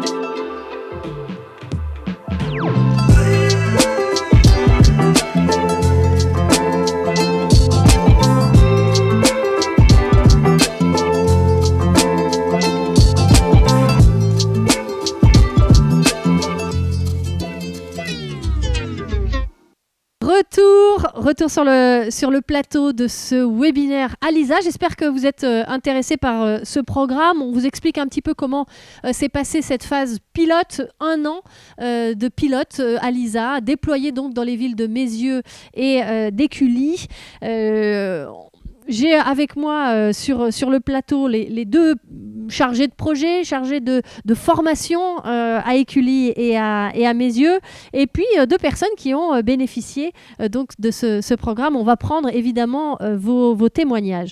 Je vais démarrer peut-être par vous, Marie Pachot, assistante sociale à Écully. Merci beaucoup d'être là. Le programme ne serait rien sans vous, parce que c'est vous finalement qui connaissez votre population aussi, qui avez pu aller leur parler d'alimentation. Expliquez-moi un peu déjà votre retour d'expérience. Qu'est-ce que vous en avez pensé? Alors peut-être préciser qu'on avait un atelier toutes les 3 semaines donc sur Écully. Oui, on parlait de temps, juste dans le plateau d'avant. Exactement. Un atelier toutes les 3 semaines, donc 4 modules, 12 semaines. Exactement. et que grâce à la formation donc, qui nous a été proposée, nous avons acquis des compétences en animation auprès du public senior, mais aussi des connaissances en alimentation, et que les outils proposés par Solène et Flora ont facilité le déroulement des ateliers et ont permis de créer de la convivialité. Je pense notamment au module 4, donc l'atelier culinaire, qui a pu permettre de créer de l'entraide et de la solidarité au moment d'effectuer les recettes. J'ai trouvé ça très intéressant et un très beau moment d'échange. Le profil des seniors qui ont participé là, chez vous à Écully? Oui, alors c'était donc 3 groupes effectivement d'une dizaine de participants, entre 60 et 85 ans, représentatifs de l'ensemble des quartiers de la commune. Voilà, avec une grande majorité de femmes tout de même. Oui, ce qu'on disait tout à l'heure. Voilà, ouais, exactement. On a quand même eu un couple et quelques hommes, mais plus de femmes. Ouais. Qu'est-ce que ça vous a apporté à vous personnellement, cette formation? Vous le disiez au début, c'était quand même c'est une bonne chose. On n'a pas l'habitude, j'imagine, quand on est assistante sociale, de parler d'alimentation ou d'avoir ces notions liées aux nutriments. Alors moi, je suis conseillère en économie sociale et familiale, ce qui est un petit peu différent. Donc j'ai eu des notions effectivement brièvement dans mes études, mais ça a permis de réellement monter en compétence, je trouve, pour les animateurs, donc les professionnels en règle générale sur Écully, et justement d'en apprendre davantage et de pouvoir retransmettre ça à nos participants. Je trouve ça vraiment, vraiment très intéressant. Comment les participants vous ont parlé de cette expérience? Parce que pour les seniors qui ont participé, les 3 groupes de 10, hein, c'est ça, je suppose que ça a été une expérience. Quel était l'intérêt en fait, qu'ils ont trouvé? Je pense que c'est les moments d'échange et de convivialité, surtout au niveau de l'échange de recettes, de ce qu'ils avaient pu vivre aussi étant plus jeunes. Je pense que c'était surtout ça. Et puis, les échanges et les témoignages autour du cycle de vie des produits, où est-ce qu'ils allaient acheter leurs produits, comment les consommer et enfin comment les recycler ou les composter pour certains. Ouais, Pascal et Yolande ont très envie de témoigner. Là, elles se disent oui, moi j'ai des trucs à dire. Je sais ce que j'ai fait comme recette, c'était bien. Mais on va d'abord donner la parole à Stéphanie, si vous le voulez bien. Stéphanie Bazin, vous avez été donc pilote du projet sur la ville de Mézieux. Oui. Vous êtes diététicienne pour la commune. Comment s'est passée cette expérience à Lisa pour vous? Écoutez, très bien. J'ai appris à découvrir des collègues que je ne connaissais pas, puisque ça a été multipartenarial avec le centre social, l'EVAD, l'épicerie sociale, le pôle senior. Ouais, comme nous le disait tout à l'heure Monsieur Achard. Exactement. Le pôle senior a porté le projet et on a pu le déployer sur la ville. Ouais. Et c'était une très belle expérience humaine, d'abord, et professionnelle, parce que le fait de travailler avec des instituts comme Paul Bocuse, écoutez, ça ne se fait pas tous les jours. Oui. Vous êtes diététicienne aussi, c'est pas forcément une population, la population senior, c'est pas forcément la population que vous rencontrez tous les jours, c'est aussi une autre façon d'aborder ce sujet de l'alimentation pour vous? Alors moi, j'ai pas animé les ateliers, j'ai aidé à animer les ateliers. Notre choix à mes yeux, c'était que je ne les anime pas, que ce soit mes collègues qui puissent le faire pour que ça soit reproductible sur d'autres villes. Si moi je les animais, j'étais... Oui, toutes les villes n'ont pas une diététicienne voilà, exactement. À la cantine principale. C'est ça. Donc le principe, c'était que tout le monde puisse reproduire. D'accord. Et donc les ateliers, alors je pose la même question à Écully, ça a été animé une seule voix, c'était le partenaire, soit le centre social, soit l'épicerie solidaire qui animait son atelier, ou vous avez animé à 2 voix? Comment ça s'est passé? Alors chez nous, ça pouvait être à 2 ou 3 voix. On avait des animatrices du centre social, une personne de l'EVAD qui est venue animer, et sinon une responsable de l'épicerie sociale. Alors, qu'est-ce que je dis en premier? J'ai dit le centre social, donc l'EVAD, et on a eu l'épicerie sociale également, qui est intervenue sur un atelier où ils étaient beaucoup plus autonomes. Vous avez un retour d'expérience de tous ces partenaires qui ont l'habitude, eux, de rencontrer tout au long de l'année les seniors, qui sans forcément leur parler d'alimentation. On parle aussi un peu de sport ou de remise en forme, on parle d'autre chose. Vous avez un retour un peu de ces partenaires? Écoutez, ils ont été vraiment contents de participer à ces échanges-là. On était sur un retour Covid où on était heureux de se retrouver. C'était pas évident de pouvoir animer pendant toute cette période. Et là, le fait de relancer une dynamique a été vraiment porteur. On a pu j'en perds mes mots, excusez-moi. on a pu relancer on a pu se lancer sur d'autres projets à la suite de ça. Donc ça, c'était vraiment bénéfique. Le fait de se dire, on se pose, on fait ce programme pilote et derrière, on enclenche sur ça a créé finalement une dynamique collaborative. Tout à fait. Sur le territoire. Exactement. C'est très intéressant. Même chose à Écully, vous avez eu cet échange-là ? On a eu cet échange-là, effectivement, et on a mis récemment en place une épicerie sociale et solidaire itinérante sur Écully. Donc, qui fait le lien aussi avec ce programme. Oui. À mes yeux, le profil des personnes est aussi assez varié. La commune de Meyzieux n'a pas tout à fait le même profil que celle d'Écully. Comment ça s'est passé, justement, cette imprégnation d'Alisa dans des profils seniors, pas forcément les mêmes, certains avec des situations précaires, d'autres moins. Il a fallu vraiment s'adapter. On est parti de cadres retraités à des personnes bénéficiant de l'épicerie sociale. Donc les discours n'étaient pas les mêmes et c'est ce qu'on a fait remonter dans le cadre de ce programme-là pour que les outils soient adaptés au public concerné. Oui. Alors on a quelques remarques sur le chat, je vais en lire quelques-unes. Est-ce qu'un document de synthèse retraçant le projet Alisa est disponible sur Internet ? Oui, sur le site Internet, tout simplement, de Alisa, n'hésitez pas. Ensuite, quel est le coût approximatif ou véritable pour la commune de la mise en place de ce programme ? On aurait pu demander à Grégory Achard peut-être qui aurait pu mieux répondre, mais vous avez peut-être une idée aussi ? Alors on n'a pas vraiment évalué le coût, mais ça n'a pas été très important. Les seuls achats qu'on a fait, c'est les achats de denrées alimentaires pour les ateliers cuisine. Sinon, les agents, c'était dans le cadre de leur mission. L'allocation des salles, c'était sur la ville, donc hormis l'achat des denrées, c'était... Alors, je continue à lire. S'il faut, excusez-moi, je lis au fur et à mesure, je découvre. S'il faut expliquer à ma mairie l'intérêt de ce programme, on n'est pas prêt d'y avoir accès. Voilà ce qu'on me dit. C'est déjà pas mal. Envoyez-leur le lien et ça devrait bien se passer. Ils regarderont, j'espère en tout cas. Je vais me tourner vers nos deux bénéficiaires qui vont peut-être être les personnes qui vont convaincre le mieux votre mère si vous nous regardez. Je me tourne vers vous. Alors, Pascal Malloch-Lawson, Écully, et Yolande Rennes de Meyzieux. Bonjour Yolande, merci d'être avec nous. Vous êtes retraitée oui. de la Caisse primaire d'assurance maladie, pour ne pas la citer. Elle dit tout.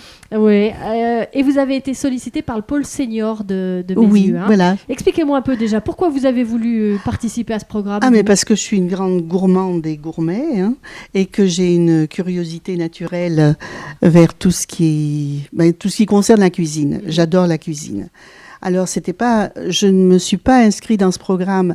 Je ne pensais pas apprendre beaucoup de choses, mais je pensais, j'y allais aussi pour le lien social, parce que j'ai besoin dans ma vie, depuis peu, de renouer avec les gens, voilà.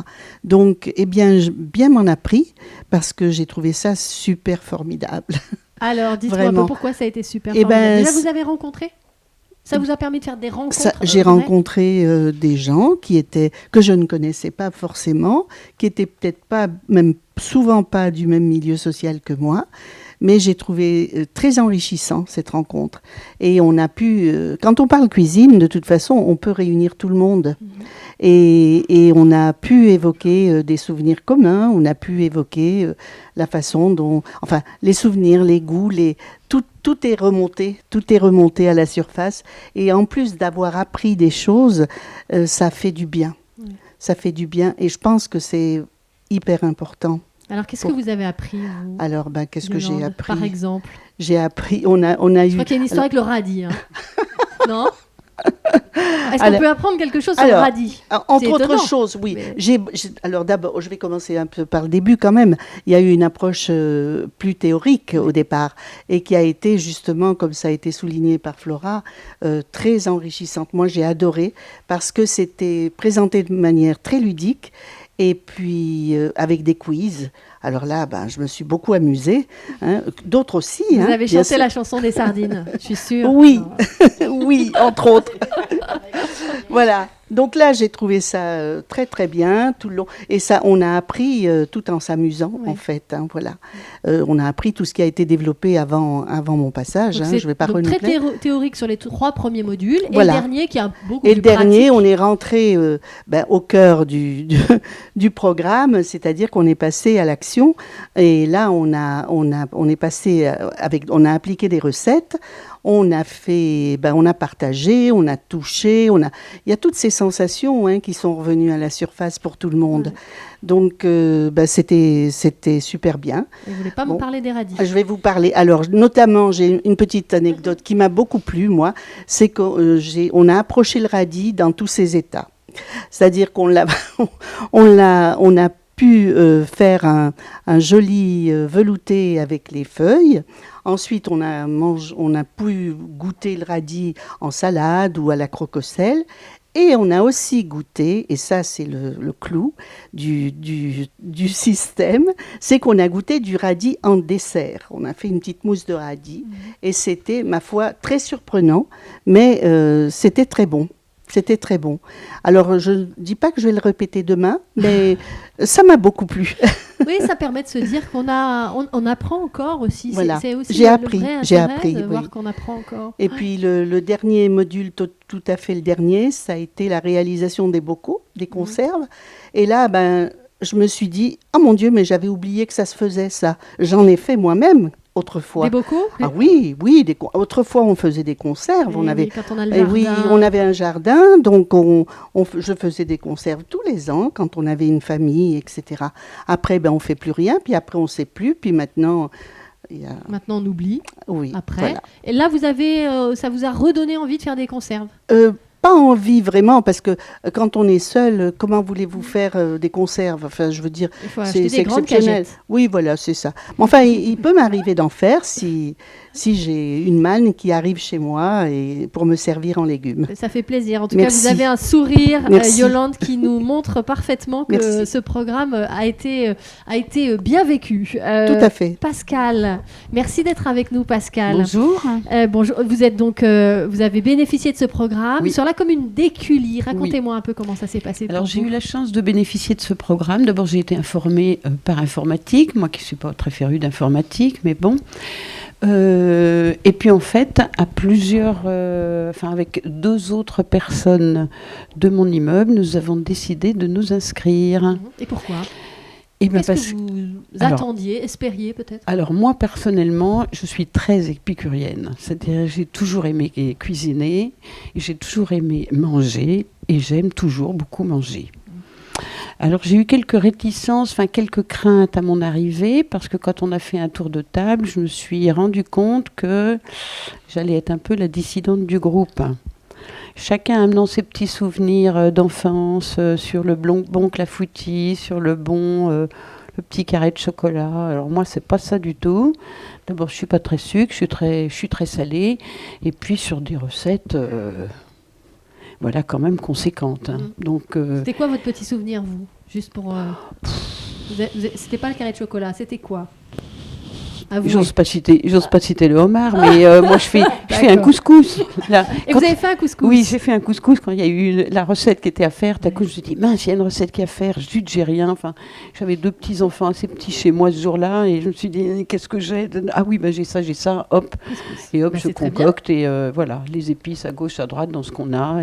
Qu'est-ce que vous retenez, vous, Pascal, de cette aventure, de ces 4 modules? Ce que je retiens de cette aventure, d'abord, le plaisir de la rencontre avec d'autres personnes, comme l'a dit Yolande, le plaisir de la convivialité, de se rendre compte qu'on n'est pas tout à fait tous pareils, effectivement, on n'a pas les mêmes goûts, on n'a pas les mêmes envies, mais que finalement tout peut se rejoindre. Est-ce que j'ai beaucoup appris? Non, pas vraiment, parce que j'avais déjà pas mal de notions, même s'il m'en manque encore beaucoup, mais comme j'ai toujours aimé par goût, faire plutôt des repas équilibrés, voilà. J'ai été psychomotricienne de profession, j'ai travaillé énormément avec les institutions, donc j'ai toujours été très sollicitée et très alerte et voilà, de l'intérêt pour l'alimentaire, que ce soit pour les jeunes ou pour les personnes âgées. Très bien. Voilà. Mais donc ça vous a permis de garder contact avec l'information et puis de rencontrer, bien sûr, rencontrer des et gens. puis de rencontrer d'autres personnes et vraiment ce plaisir-là, voilà, c'était très sympathique, prêt à redémarrer si jamais il y a une suite. Et ben voilà. Juste un tout petit regret, c'est que nous, dans notre groupe, enfin certaines en tout cas, on aurait bien aimé cuisiner un peu plus. Ah. On s'était même dit faut se retrouver à la maison le soir. Oui, mais dans le cadre du programme, pour apprendre autre chose que ce qu'on fait. Vous voyez à quel point ça leur donne même envie de Puis continuer on se disait, et de recuisiner tout ensemble. Peut-être qu'à l'Institut Bocuse, ils vont peut-être nous solliciter pour venir voir. L'appel est passé. Merci beaucoup, merci Pascal, merci Yolande, bien sûr, de ces témoignages, c'était important. Merci à toutes les quatre. On va conclure ce webinaire. Restez bien avec nous. On va conclure ce webinaire pour vous donner quelques indications pour la suite, et justement pour déployer notamment Alisa dans votre commune. Et puis on entendra Jérôme Villon, bien sûr, qui nous accueille sur sa plateforme Capform Senior, nous dire un mot sur ce programme Alisa. Restez avec nous. Merci beaucoup à toutes les quatre.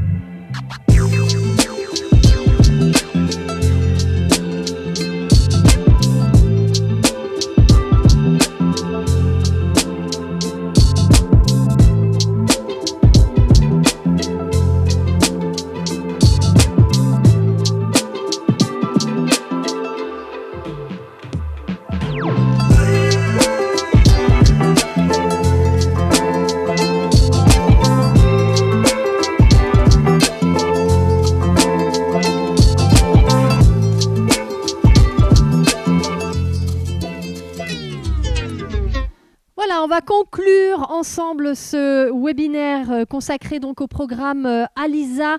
J'ai à nouveau autour de moi Daniel Thomé et Nikta Vakfi, donc qui représentent l'Institut for Positive Food et qui vont nous donner un peu les perspectives pour ce programme Alisa. Je voudrais commencer par donner la parole à Jérôme Villon.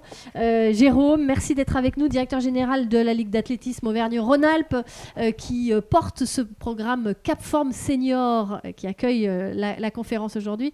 Jérôme, déjà, pourquoi avoir souhaité ce partenariat avec Alisa ? Bonjour à tous et merci pour ce très, très beau webinaire, effectivement. Alors, je dirais que l'association, finalement, elle a été très naturelle. On est entré en contact, on connaît l'association Vivons en Forme depuis de nombreuses années. Effectivement, vous venez de le dire, la Ligue d'athlétisme développe un programme qui s'appelle le Capform Senior, qui est un programme qui promeut le bien vieillir, avec un prisme très fort par l'activité physique, bien évidemment, puisque ça reste notre ADN. Mais on est sûr d'une chose, nous, c'est que le bien vieillir, ça ne passe pas que par l'activité physique. On essaye d'avoir une lecture à 360 degrés sur des sujets qui tournent autour du bien-être, de la santé.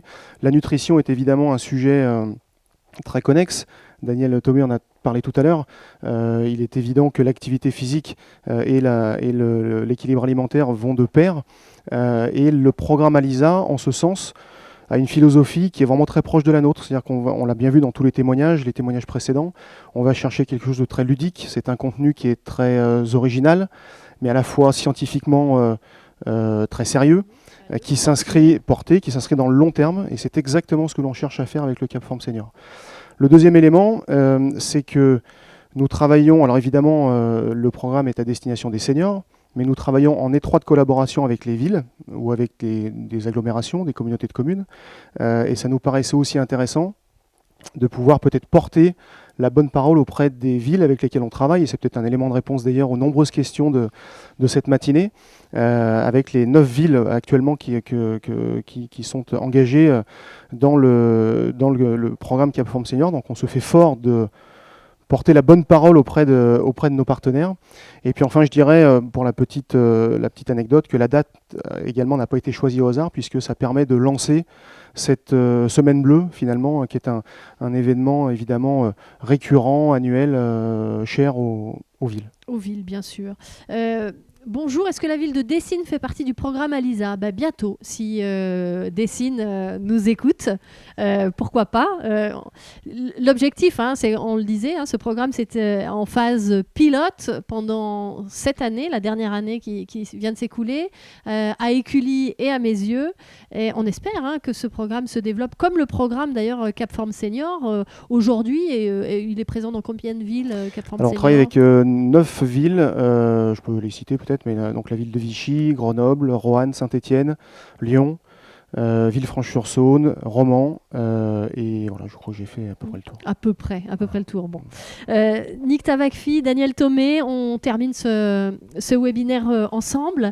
Un message peut-être, on l'a dit plusieurs fois, ce webinaire s'adresse aux acteurs du vieillissement, du social et aux mairies bien sûr qui nous écoutent, mais il s'adresse aussi aux seniors qui nous regardent. Quel message vous auriez envie de faire passer aux plus de 55 ans ? Alors, nous avons engagé ce programme sur la base d'un constat qui est évident pour tout le monde. Nous sommes en période de transition alimentaire. Et que pour que ces transitions se passent dans un cadre favorable, c'est-à-dire aller vers une alimentation source de bien-être, comme j'ai dit au début, au sens de l'OMS, bien-être physique, bien-être mental, bien-être social, il faut qu'il y ait un accompagnement, et en particulier chez les seniors qui sont dans des situations qui sont parfois difficiles, qui ont des difficultés, alors qui peuvent être physiques, qui peuvent être financières, etc. On ne va pas développer, ça a été discuté déjà. Et donc le programme s'adresse justement à ces populations pour leur donner ces éléments qui vont leur permettre, sur la base du diagnostic, par exemple, qu'on peut faire en général assez facilement. On a parlé de dénutrition. On va dire aux gens, vous êtes en fonte musculaire, vous avez des problèmes de métabolisme osseux avec la décalcification. Mais ça, c'est le diagnostic. C'est pas ça qui donne la solution. La solution, on sait très bien qu'elle va passer par des choix d'aliments qui vont permettre de combler et de répondre à ces questions. Et on sait très bien que les choix d'aliments, ça ne se fait pas uniquement par dire « Ah ben tiens, je manque de protéines, je vais en prendre ». Non, on sait que ce n'est pas ça. Que les choix alimentaires, ça va correspondre à des références liées au mode de vie, liées aux souvenirs, liées à la convivialité, liées au positionnement social, etc. Donc ça, c'est l'objectif qu'on s'est donné.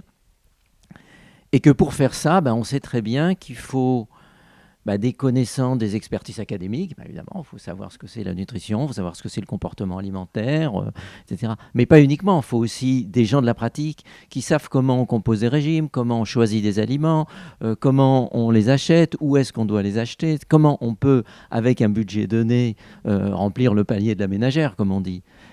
Ça, c'est une composante importante et on l'a vu, on a des expertises là-dedans, mais ce n'est pas suffisant. Et on sait très bien qu'il faut les acteurs sociopolitiques qui, eux, sont au contact des populations et qui savent comment on va organiser les choses pour passer les bons messages, pour organiser des expériences, et ce qui est fait dans le cadre d'ALISA.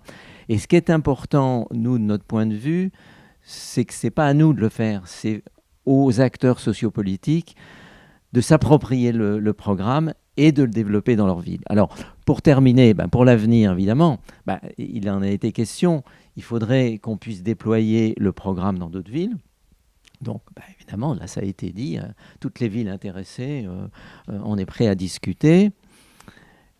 Et puis, évidemment, une autre composante, c'est quand même, malgré tout, le nerf de la guerre, comme on dit. Donc, les soutiens financiers, parce que ça coûte de l'argent quand même de développer des programmes sociaux. Ce n'est pas les responsables des villes à qui je vais l'apprendre. Et donc, appel à des partenaires qui seraient prêts à sponsoriser ce type de programme. Et puis, pour terminer sur les cibles, une préoccupation qu'on a pour l'avenir, c'est aussi d'aller toucher toutes les populations qui en ont besoin, et en particulier les populations précaires. On sait très bien que c'est les plus durs à toucher. Hein, ceux qui vont venir spontanément sont ceux qui ont déjà des connaissances et qui connaissent comment peut fonctionner des informations. Alors un objectif qu'on s'est donné, en effet, c'est de voir comment on peut aller toucher les populations les plus précaires. Hein. On a des idées et d'ailleurs des éléments de discussion et de collaboration avec d'autres partenaires. On sait très bien que ces populations, il faut aller les prendre par la main. Et donc c'est un aspect du programme que nous allons développer qui est comment toucher les populations précaires. Et ça implique aussi de changer certains messages. Parce que les aspects, on va dire, très amont, très connaissance générale sur l'alimentation, c'est pas ça qui les intéresse. On sait très bien, et Pascal Ebel en a parlé d'ailleurs, hein, un élément majeur, c'est évidemment les aspects financiers et les aspects comment on peut, avec des budgets limités, se permettre d'avoir une alimentation saine, équilibrée, source de plaisir, etc. Voilà un petit peu les objectifs du programme. Les objectifs, les perspectives. Il y avait une question d'ailleurs qui était posée.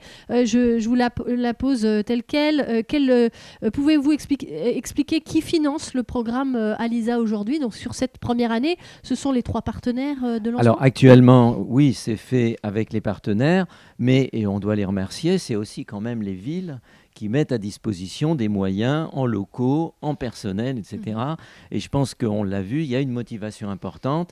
Et je pense que c'est une expérience intéressante, en effet, que les partenaires vont tous contribuer au programme. Ouais, et ce sont les partenaires qui contribueront aussi à ce que le programme soit accessible à l'ensemble des profils seniors. Nikta, vous vouliez rajouter quelque chose ou... Non, je pense que Daniel a tout dit, mais par contre, sur le comment entrer en contact avec les partenaires, vous pouvez utiliser par exemple le formulaire de contact sur le site internet de l'Institut for a Positive Food pour exprimer un intérêt ou poser toutes vos questions, que vous soyez collectivité, ville ou senior, n'hésitez pas. Et aussi peut-être les pages LinkedIn, à la fois de l'Institut for a Positive Food, l'Institut Paul Bocuse ou le programme VIF. Donc, vraiment, 3 partenaires. Et donc, vraiment, l'objectif, c'est maintenant d'accélérer un peu le déploiement de ce programme tout en optimisant l'étape de recrutement et d'autres volets et le contenu du programme. Voilà, je voudrais juste ajouter, donc je remercie vraiment chaleureusement les 3 partenaires, nos 2 autres partenaires, et puis les villes qui ont vraiment joué le jeu, qui sont impliquées dans le programme et qui ont largement participé à ce qu'on a vu aujourd'hui, qui est quand même pour nous une réussite de cette première année. Tout à fait. Merci beaucoup. Et pour vous qui connaissez bien le programme CapForm Senior, qui maintenant connaissez bien ALISA, je suppose que vous avez envie de toujours en savoir plus. Eh bien, sachez qu'une conférence, un colloque est organisé bientôt, si ça vous intéresse. Le titre de ce colloque, c'est « Optimiser l'alimentation des personnes âgées en perte d'autonomie à distance ». Voilà, tout est affiché sur l'écran.